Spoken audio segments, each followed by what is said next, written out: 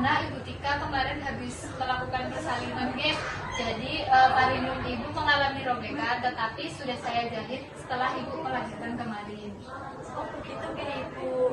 Dan memangnya robekan perineum itu apa? Baik Ibu, nanti saya akan jelaskan mengenai apa itu robekan perineum Bu. Baik Ibu, robekan perineum itu setelah persalinan itu wajar Bu. Nah, robekan perineum itu merupakan prosedur medis yang dilakukan untuk memperbaiki jaringan yang robek di area perineum atau daerah antara vagina dan anus. Nah, robekan yang terjadi akan sembuh dengan sendirinya Bu. Namun, jika robekan parah maka akan menyebabkan rasa sakit, gangguan dalam berhubungan intim, dan memiliki rasa yang tidak nyaman Bu. Maka dari itu kita melakukan perawatan yang tepat seperti mengelola rasa sakit dan mengetahui penjelasan pada robekan perineum Ibu Bu. Nah Bu, jadi robekan perineum itu ada 4 Bu. Yang pertama itu robekan ringan. Nah, robekan ringan ini biasanya itu menyerang kulit sekitar vagina dan daerah perineum. Untuk yang robekan kedua yaitu robekan perineum tingkat 2, biasanya mencakup kulit dan otot yang ada di antara vagina dan anus. Untuk robekan yang ketiga Bu, robekan perineum tingkat 3 ini biasanya sampai ke otot yang mengelilingi anus. Dan yang robekan terakhir ini Bu, robekan yang tingkat 4 adalah robekan yang paling parah Bu, karena robekan ini bisa sampai ke otot anus dan lapisan usus besar. Untuk menangani masalah ini biasanya dilakukan operasi Bu.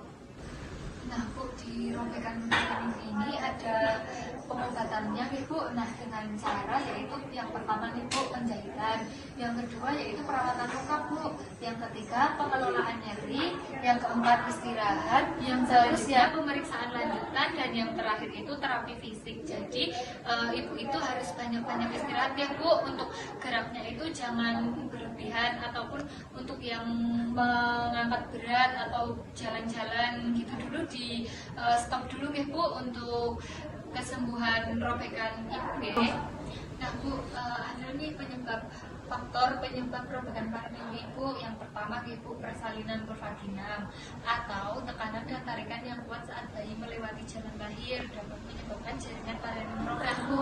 Yang kedua, ukuran janin besar Bu. Bayi dengan berat badan lebih dari 4.000 gram atau 4 kilo meningkatkan resiko robekan karena regangan perineum yang lebih besar dari kapasitas Ibu. Untuk yang ketiga, persalinan cepat atau proses persalinan cepat tidak memberikan cukup waktu bagi jaringan perineum untuk beradaptasi secara bertahap sehingga lebih mudah robek Ibu. Nah Bu, untuk selanjutnya episiotomi Bu, yaitu tindakan pembedahan untuk membuat sayatan pada perineum area antara vagina dan anus saat persalinan dengan tujuan memperbesar jalan lahir. Kemudian persalinan dengan bantuan alat atau penggunaan forceps atau vakum ekstraktor meningkatkan risiko robekan perineum.